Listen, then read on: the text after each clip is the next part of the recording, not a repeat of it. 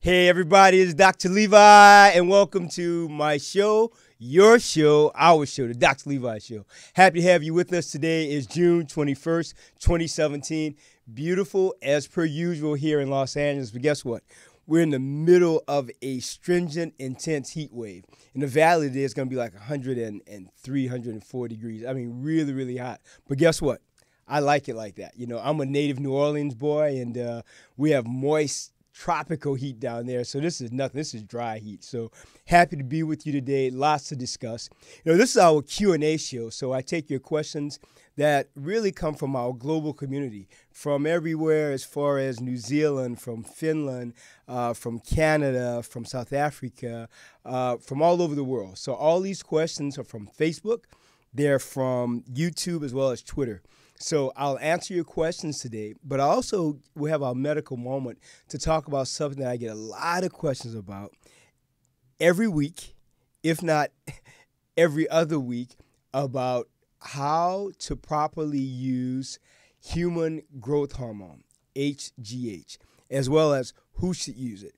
Now, the very interesting thing is that this question is also infiltrating the gaming community. So I have gamers now asking me about using growth hormone or anabolic steroids.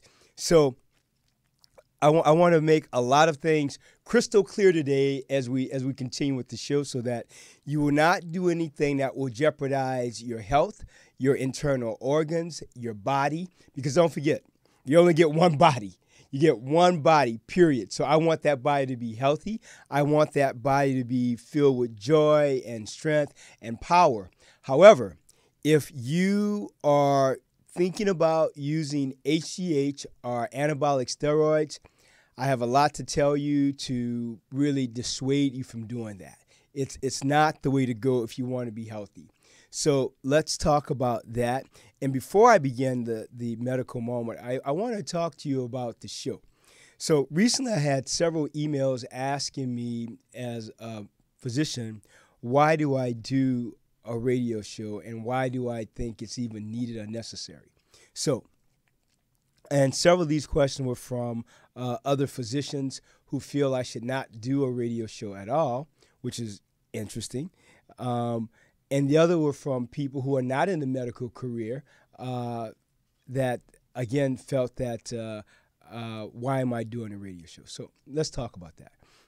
So I do the radio show, number one, because I feel doing this radio show is an extension of being of service to the world. I think if you're of service to other people, you're helping to lift them up, to bring them to a place where they feel good about themselves and that they feel worthy. And I think a radio show like this is a platform to give people information. I feel this way. The more information you have, the greater the chance that you can make an informed decision about your life with respect to your diet, health, exercise, fitness, gaming, manifestation, gratitude. My platform has always been about gratitude, has always been about education. So to the physicians that have been responding with a lot of vitriol and a lot of anger and sometimes even menacing sort of threats, I don't need your approval, for anything that I'm doing. I don't pay your bills. You don't pay my bills. So, if you don't want to watch the show, set the dial to something else. UBN Radio has a lot of phenomenal shows. So go and watch something else. But I don't feel like I'm going to have to defend myself about why I do this show, the Dr. Levi Show. If you want to do a show, go and do your show. And good luck. I wish you the best. But I'm not going to ever address this again of why I do the show and why many of them feel like people can just go to a website and get information versus listening to the show.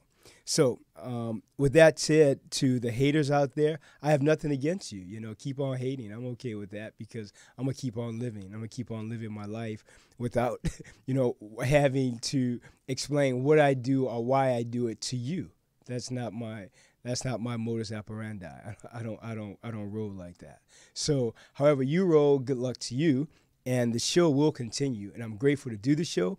I'm grateful that I have, phenomenal help here with Janet Rodriguez and with Tony Swede, as well as with Aaron Price and Jamie Price, who've been tremendously helpful, as well as my office manager, Jessica Caceres, and our assistant, Sabrina Romero. So, I'm grateful to have a lot of phenomenal support, as well as Adele Hodge, of course.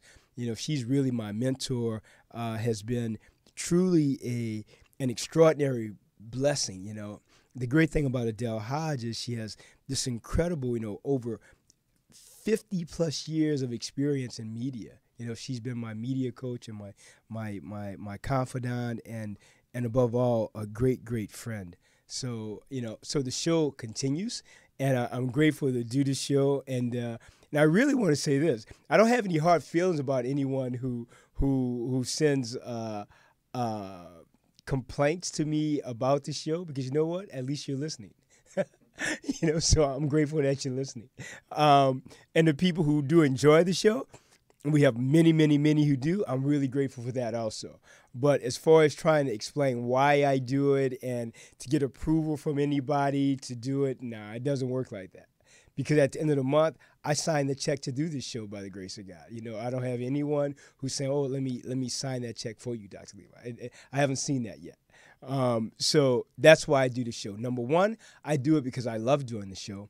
Number two, I do it because I believe it's educational and informative. And number three, of course, because it's a way of being of service. I think this show is an extension of doing what I do in medicine, being of service to a community that needs help, that needs information. That's why I do the show. And that's why I have no compunction about explaining that anymore. That's this is the last day that I'll ever address anything about that. All right? So with that said, let's talk about human growth hormone. Often human growth hormone and anabolic steroids, many people will tell me that they're using them in my practice, especially some of the younger athletes. And they'll want my opinion about it. So let's go over, instead of anabolic steroids, let's talk about HGH, human growth hormone. So, human growth hormone is secreted by the pituitary gland, which is a small gland inside your head. And it helps with the metabolism of, as well as with the strengthening of your bones. It helps to manage your sugar levels, your lipid levels, with respect to hypercholesterolemia or high cholesterol levels, as well as growth, of course, growth of muscle, tissue, bone, and tendons. But the key here about human growth hormone is that often people are not taking it because of what it's approved for. Now, the FDA really approved it for very few problems. So it's approved for someone who has like something called Turner syndrome, Prader-Willi syndrome, or if they have short stature for children. We use it for those individuals. For adults, it is used for someone who has a lack of HGH production. If their body is just not producing human growth hormone, then we can give that to them synthetically. Or we'll give it to someone who has muscle wasting. When do we see muscle wasting? We see that, of course, if someone has HIV or AIDS, we see muscle wasting can be very extreme sometimes. So we give them HGH to minimize that and to help them to gain muscle mass. Now, with that said, there are a few other very limited areas whereby human growth hormone is actually approved by the FDA, Food and Drug Administration. So now, the bottom line is this: the majority of people that talk to me about this, they're not taking it for those reasons. They're taking it because of what they're hearing from quote unquote anti-aging specialists. So many people in this field of quote unquote anti-aging will give this to people because they feel if someone is taking HGH, human growth hormone, it will have the following effect on them. One, to help reverse the aging process or slow it down to some degree. Secondly, to restore hair growth and hair color. I don't have to worry about that because I love this bald shaved head of mine. Secondly, to increase muscle mass and strength for working out. They also take it because they think it will improve their memory. It will improve their libido, as well as people will take it with the thought that if they're using this, overall their bodies will truly look and feel younger. Well, guess what? The FDA has never approved human growth hormone for that. But I have several patients who take it, and they all swear that it works for them and that it helps. Now, I'm not saying it may not have some contributing positive impact in that area. I'm not saying it doesn't. But I'm saying the following. It is not approved for that by the FDA. It's not approved for it. Now, if you're taking human growth hormone, especially, I take care of 3 or 4, actually I have 4 now, professional bodybuilders that I take care of, and they all take it. They take that with a cocktail of anabolic steroids. So, and yes, they're massive, but there's a downfall with taking HGH. And the problems with taking is the following. One, it can increase your risk for diabetes. It can increase your risk for growth of cancerous tumors that you may have in your body. You may be aware of them or not aware of them. It can cause those cells to grow also. It can also increase the chance of you having hyperlipidemia, increasing your cholesterol levels. There are some reports, of course, that it can increase the risk of bone pain, joint pain, muscle pain, as well as even the instance of carpal tunnel syndrome, which makes sense, actually. If you think if things are starting to grow, then maybe you could have increased pressure in the carpal canal by the transverse carpal ligament. So, the risks of taking human growth hormone, in my opinion, as an orthopedic surgeon, far exceed the benefits if you're using it for a non-FDA issue. All right? So I know I'm going to get a lot of emails about this, from people who say they take it because they do feel better, blah, blah, blah. I want to reiterate this before you send anything to me. I want to reiterate. I'm only saying that we should not use human growth hormone for non-FDA approved issues. All right? So before you send me anything, before you send me an intense comment about something that I will respond to, of course, possibly, just think about that. All right? So with that said, the gaming community right now, many of the gamers, I had a gamer come in yesterday, actually, from Europe, and I thought it was so interesting that when I got the email that we're going to be talking about some of this, is one of the first things that he said to me yesterday, one of the first things he said was, Dr. Levi, are there any supplements that you think I should take? So I went over some of the vitamins I thought, and then we talked about turmeric and its, anti-inflammatory purposes and how it works, and taking that with black pepper extract, blah, blah, blah. And then after he said that, he said, okay, I understand that, but I really want to know, what about steroids and what about HGH? What do you think about that? So first I asked him, well, do you take that? And he was very clear that he doesn't take it, but he wants to take it. And would I be amenable to, or would I write a prescription for him to take that? So of course we had a long, knockdown, drag out conversation about, no, one, I'm not going to approve it, and 2, I don't think he should take it. And his manager was there with us, and he was pretty vociferous about stating, Dr. Levi's not going to hurt him. He's young. He's only 19, blah, blah, blah. But no, I didn't go for it. So most likely they might do some doctor shopping and try to find someone who will do it. But I'm not that guy. I'm just not.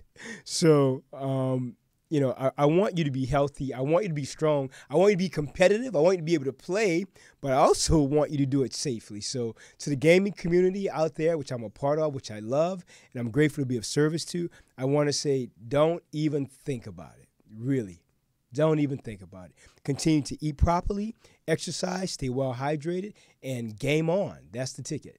All right. Now, speaking of game on, let's answer some of these questions because we have a lot of them. The questions are very meaty. They're very intense. They're very long. But guess what? I got an answer for you. So let's go. The first one is from Facebook. It says, hi, I have an issue with my thumb. It all started a year ago when I was playing a game on my phone and I was moving my thumb very fast. I usually use the thumb for playing games on my phone and for about 2 hours a day. And then it becomes a habit for me to bend my thumb all the time until this day my thumb pops and cracks when I try to bend it. Please help. All right, well, thanks for your question. So, sounds like you're developing one of two issues.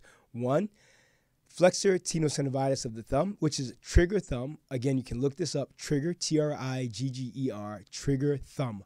All right, so trigger thumb is simply the A1 pulley here is pathologic and it's causing increased tension and a stenotic lesion, a compressive lesion over the flexor tendons of the thumb. Now, what happens is when you bend your thumb, it locks or it pops, and you have to bring it up like this.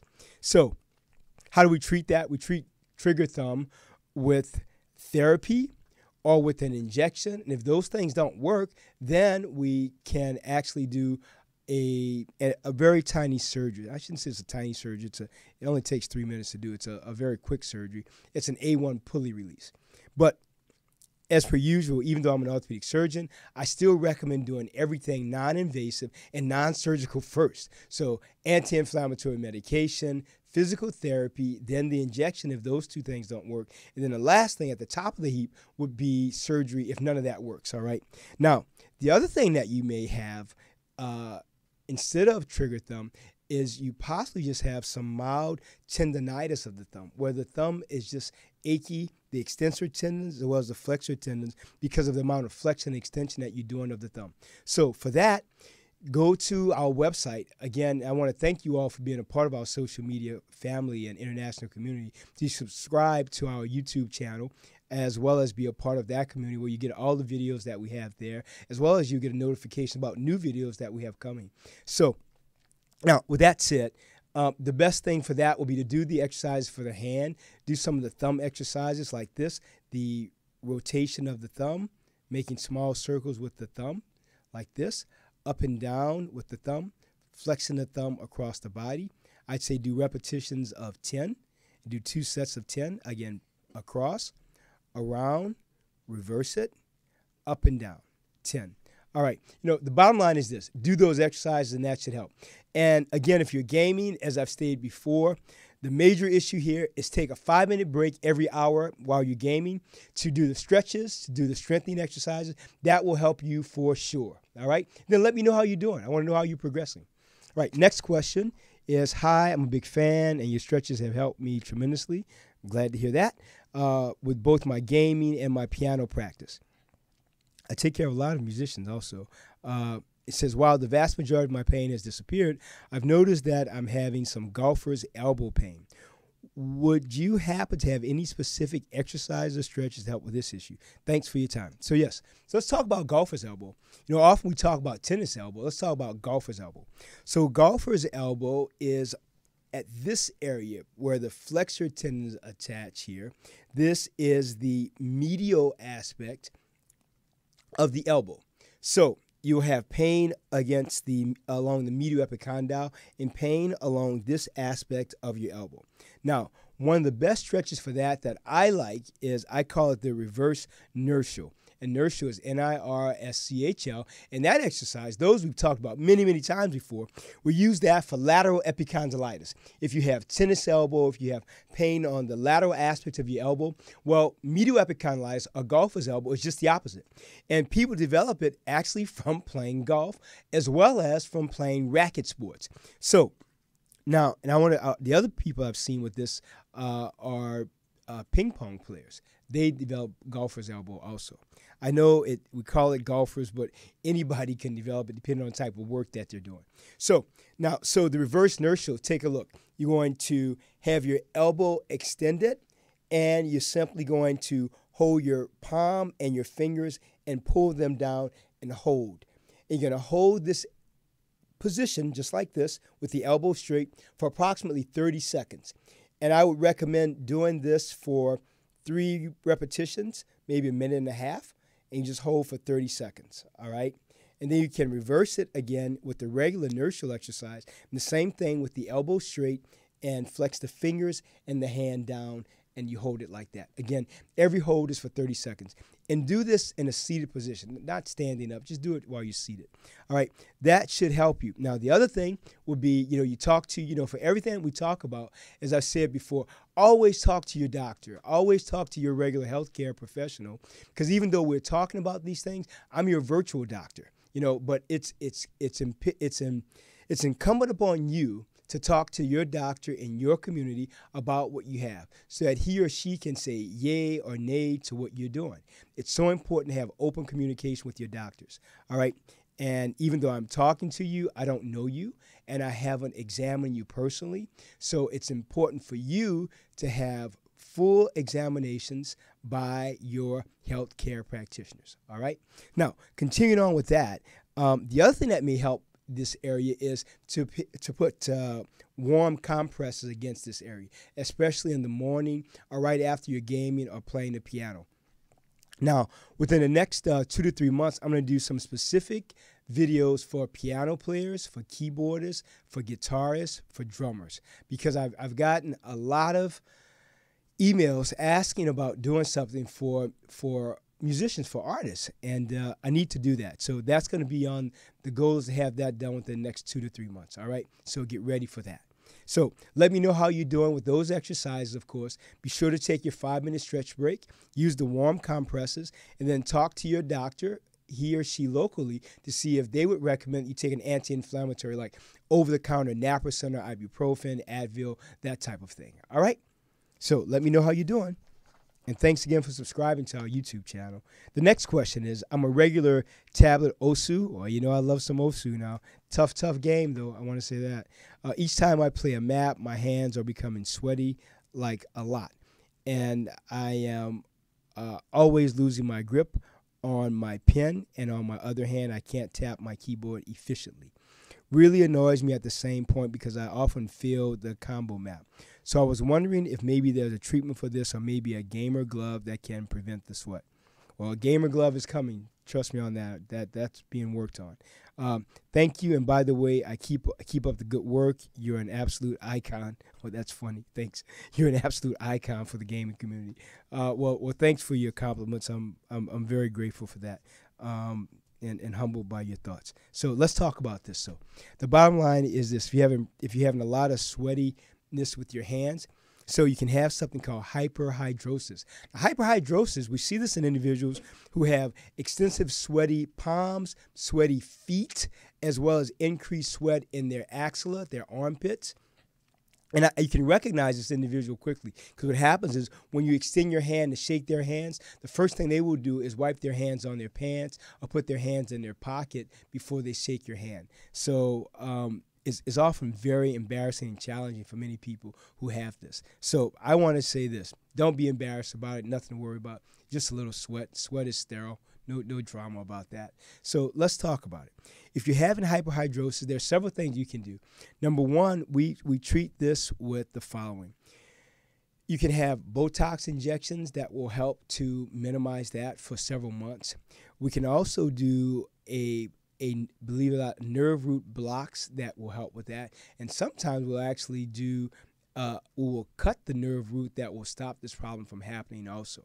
But I also recommend that you try to do everything as non-invasive as possible. So don't think about going to a nerve, cutting of your nerve via surgery. Don't think about that yet.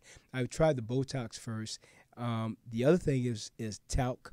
You can use different types of talc on your hands, but a lot of people don't like that because it makes their hands feel chalky. Those are the things that will help. But I want you to look it up. Again, it's called hyperhidrosis, all right? And then let me know how you're progressing, of course. All right, but don't stop playing OSU. Don't stop that. No way. Next question is, I'm from India. I find your YouTube videos extremely helpful. I was wondering if you could help me with a condition that I've developed in both my feet, plantar fasciitis. The bottom of my left foot and heel of my right foot hurt a lot. I have partial flat-footedness. I have been unable to get relief from the pain. All right, well, thanks for joining us from India. So let's talk about that. I do have a video, I believe, on stretches for the foot. If not, I think it's on our list of stretches of videos to do. So with plantar fasciitis, the most important thing to do is this. Number one, make sure that you're not using the same shoes that you run in as the shoes that you walk in, because we don't walk and run the same way, of course. They're different activities. Number two is to talk to your local physician to see if he or she can prescribe orthotics for you, or you can try to see if it's available at a drugstore or at a store in your area. If there are orthotics that you can put in your shoe, that will also possibly help you. The next thing I'd recommend, of course, above all, the number one recommendation is to be seen by your doctor, that he or she can really examine your feet to make sure that's the only problem that you have is plantar fasciitis. You may have heel spurs, you may have some mild arthritic changes in the bones of your foot and ankle. So those things need to be looked at radiographically also, x-rays of your foot and ankle. Now, with that said, if you strictly and only have plantar fasciitis, there are stretches for that. And one of the best stretches, you take a very large towel, if you're sitting down, you put it around your foot, and you pull back on your foot so that your foot is coming back, your toes are coming back toward you.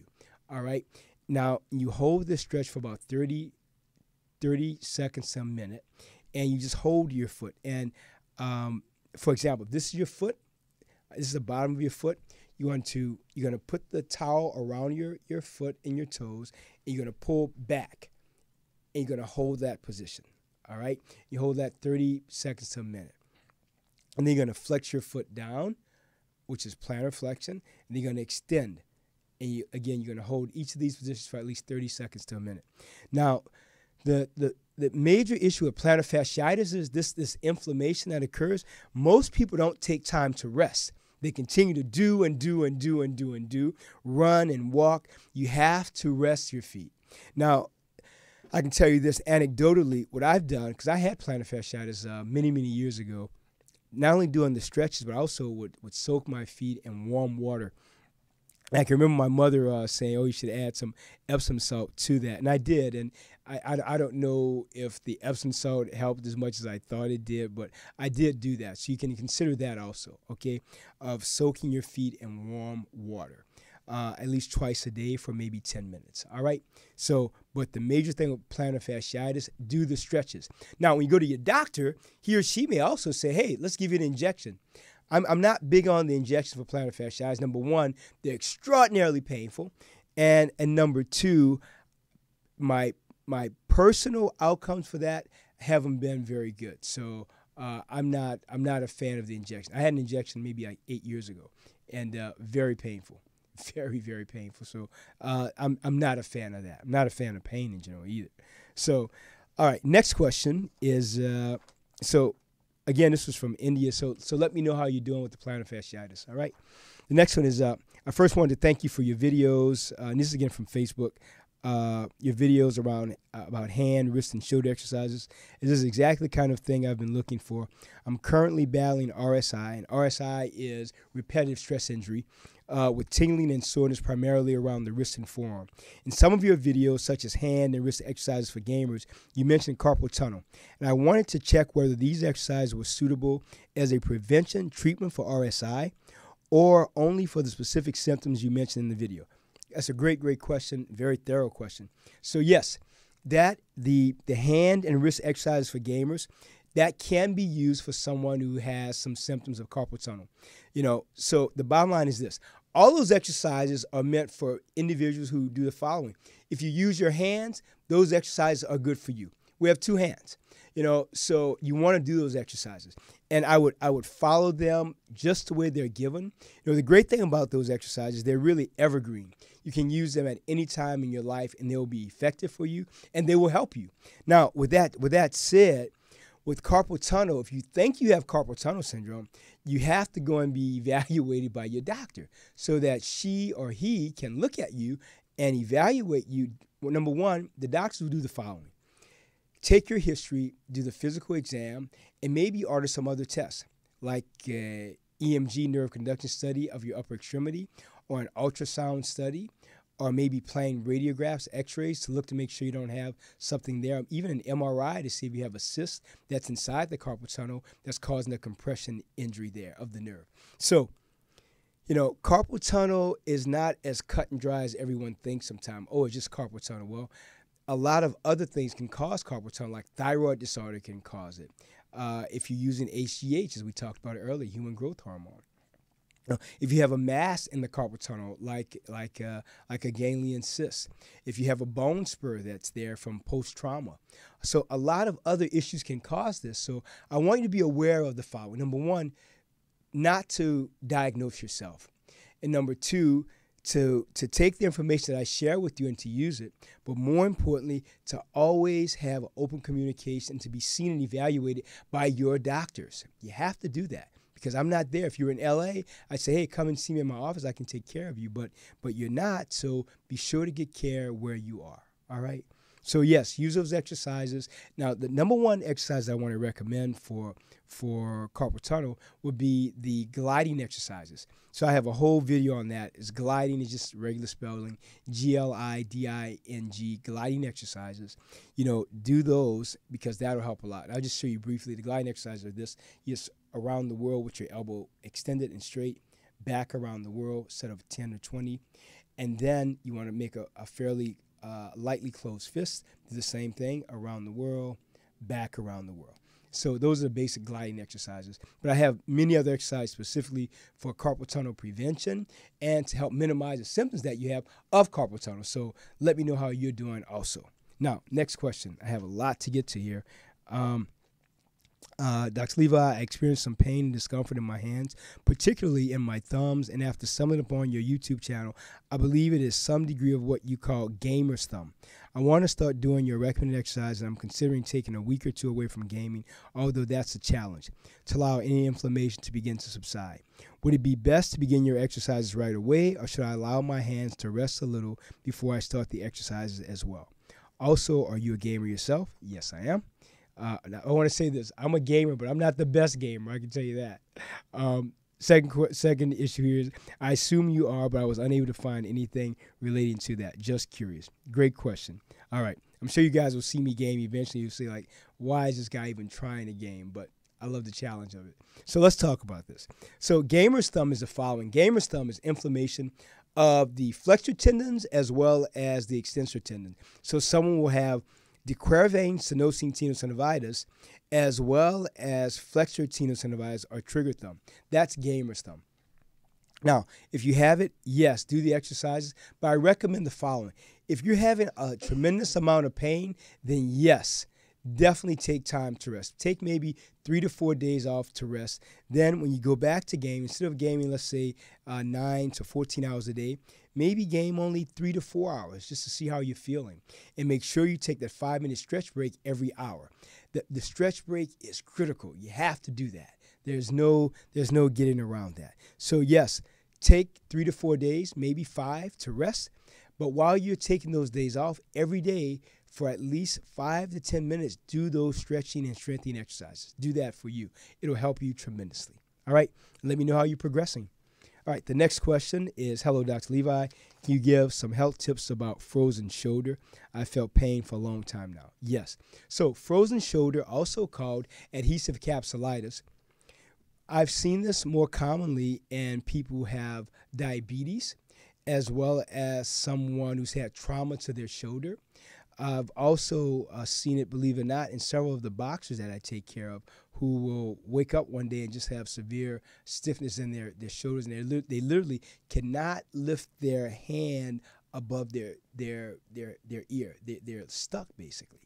So why people develop it, no one's really sure, but we definitely see this in that population. I've seen it in my practice, I should say, in that population. So what we recommend for that is active range of motion, all right, as well as going to therapy.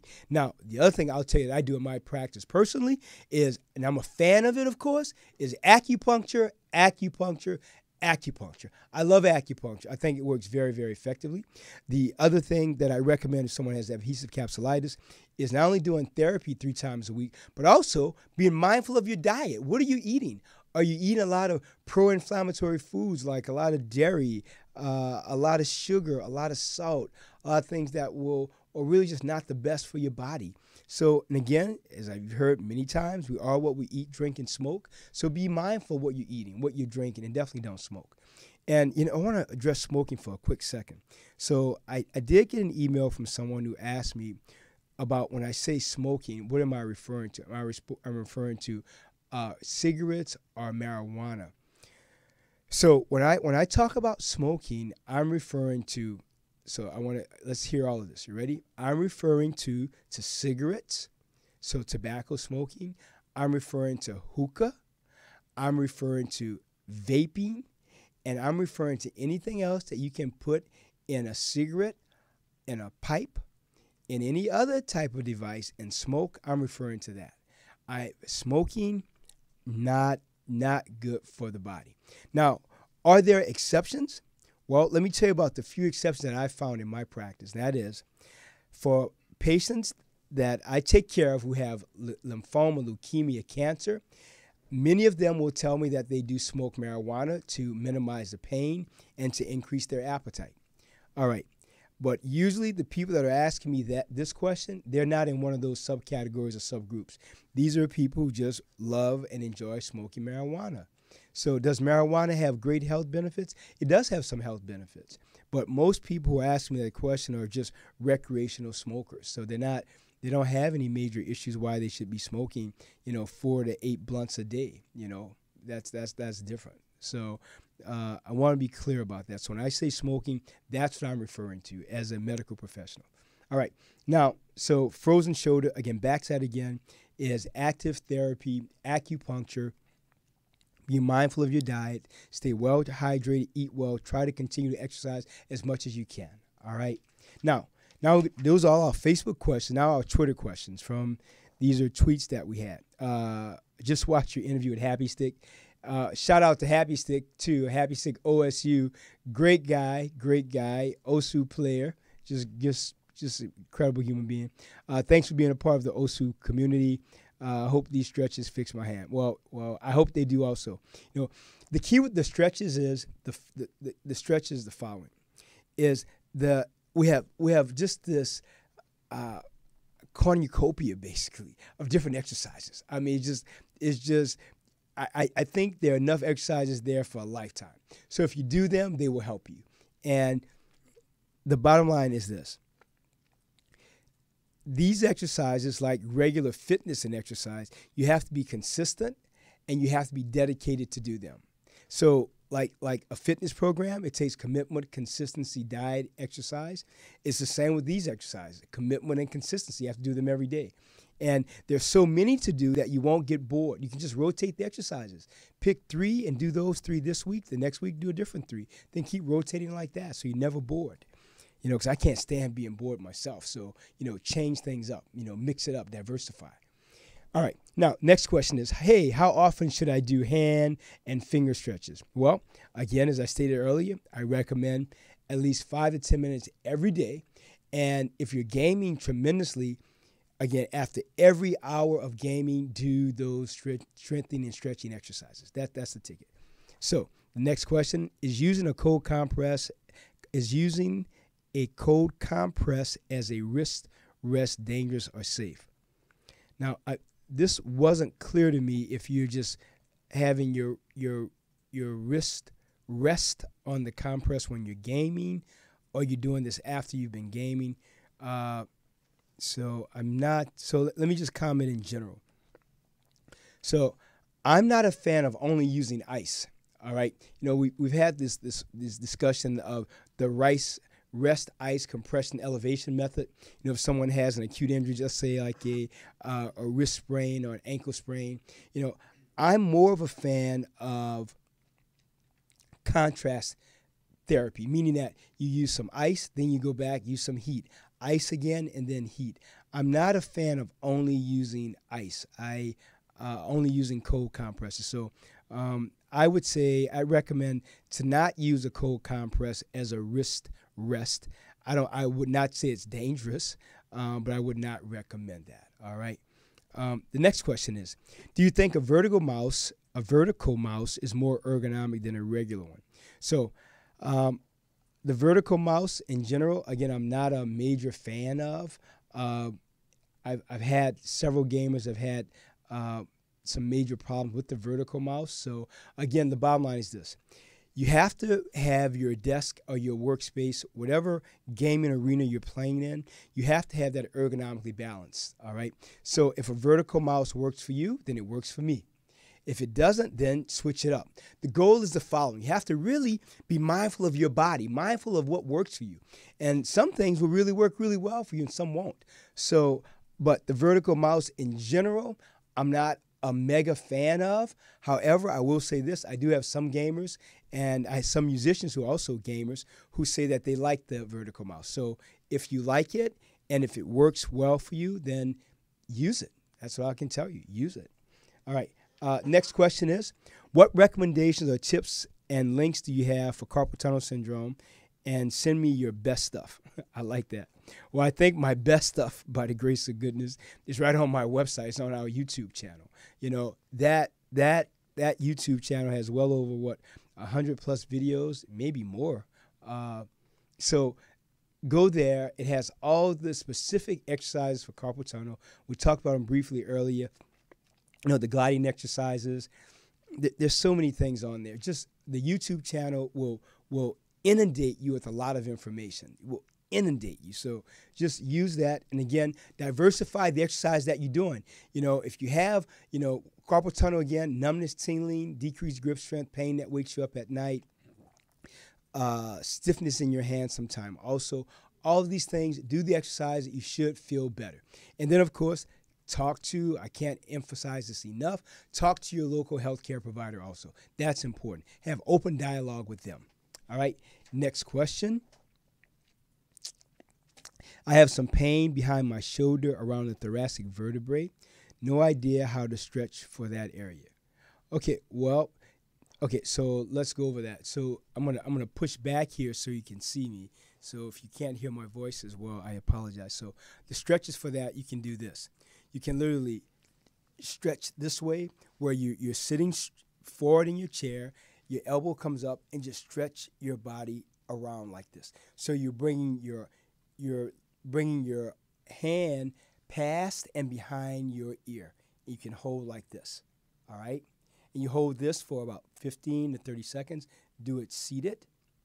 Another stretch, I cannot demonstrate it for you here, where you sit, you will sit on the floor in a crouch position and then bring your chest to your knees and bring your knees to your chest and hold in that position where you're rounding down your shoulders, almost as if you're in like a fetal position, and hold that position. Another thing that will help you, another stretch, of course, would be to put your hand against the wall and then turn your body. So your hand is against the wall, then turn your body this way. That will also help to stretch out your pecs. So you want to stretch out. So the key with stretching out your back, especially the upper back, you don't only stretch the back. You want to stretch the front muscles, the muscles that are in front of your body, as well as the ones that are in back. You want to do that for balance, of course, and for symmetry. All right.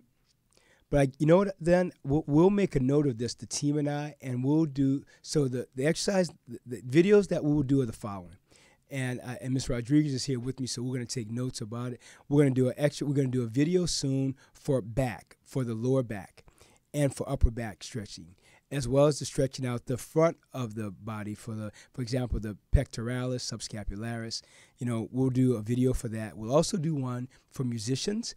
And we'll also do one for different types of musicians, for drummers versus keyboarders versus pianists versus a guitar player. We'll do that.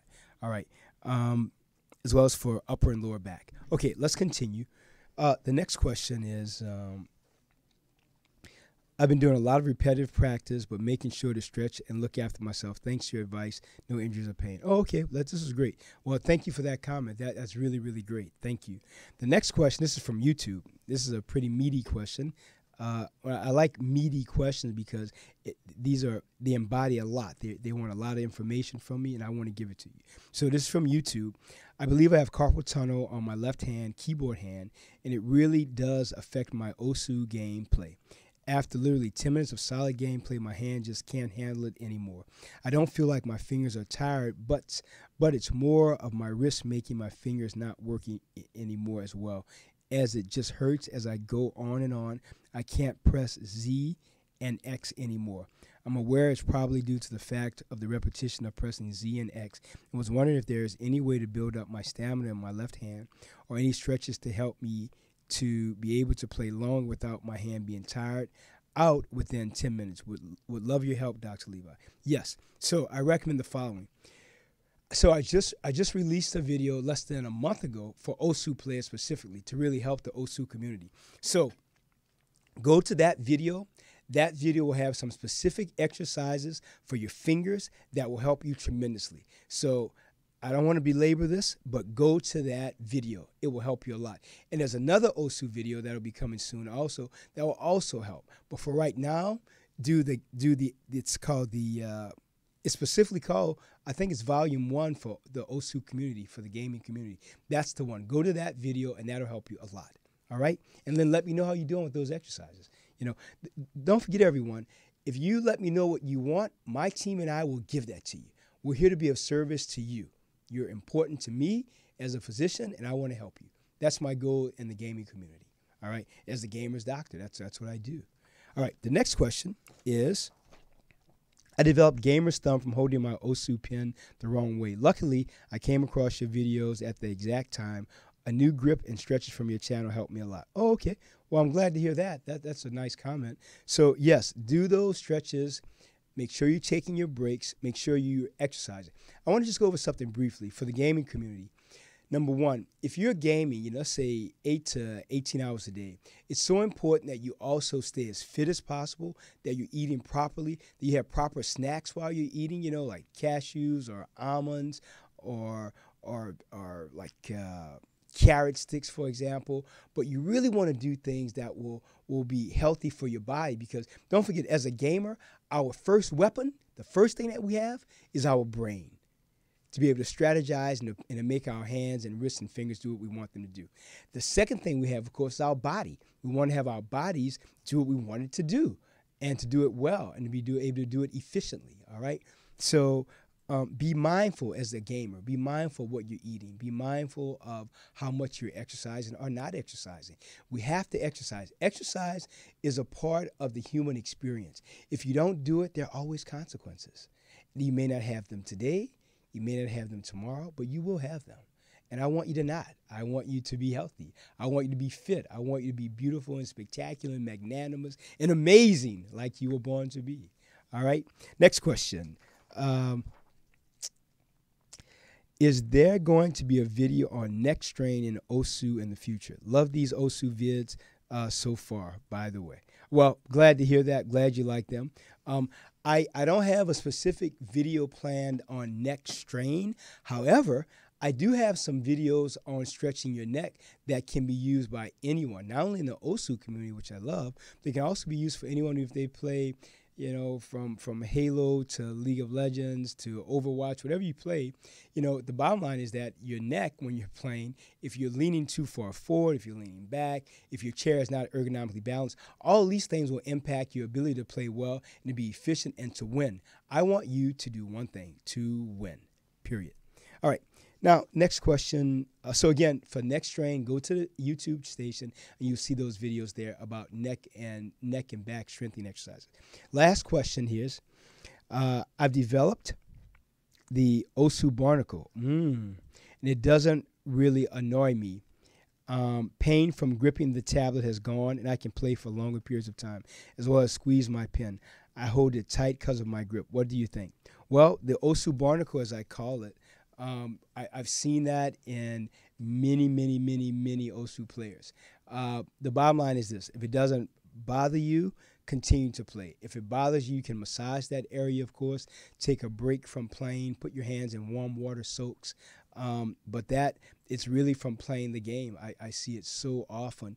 And people ask me, why do I call it the Osu barnacle? Because that's what it looks like. It looks like a small barnacle, like you would see if you go down to the beach, to the pier. It looks like a barnacle. But I don't want you to have pain. So I recommend that you consider, again, talking to your doctor. And one other thing, too, I got asked this before. Have I ever taken an Osu barnacle off surgically? I have not. I've never seen one so bad or so painful I needed to do that. Doesn't mean it can't happen, but so far, nothing like that yet. And I'm grateful that no one's needed that. So these are so again, the Osu barnacle, if it doesn't bother you, no worries. If it does, consider taking an anti-inflammatory medication. Talk to your doctor first about that.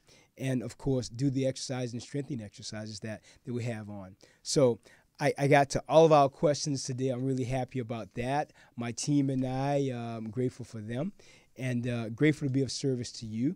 So in closing, I want to say thank you so much for all your support. Thanks for subscribing and being a part of our international gaming community and for subscribing to YouTube, Facebook, Instagram, YouTube. Let me say this again. Thanks for subscribing to YouTube, Facebook, Twitter, Twitch, Instagram. And, of course, Twitch TV will be coming back the first Saturday of the month at a designated time. We're working on that. It may be 7 p.m. Pacific Standard Time. That's what it is currently. If that changes, we'll let you know. And I just want to thank you for being a part of our community. So bring your questions, let me know, and I'll do my best, my team and I, to help you. Well, this is Dr. Levi with your show, The Dr. Levi Show. Have a great, great week, and thank you for being a part of our international gaming community. This is your doctor. Game on.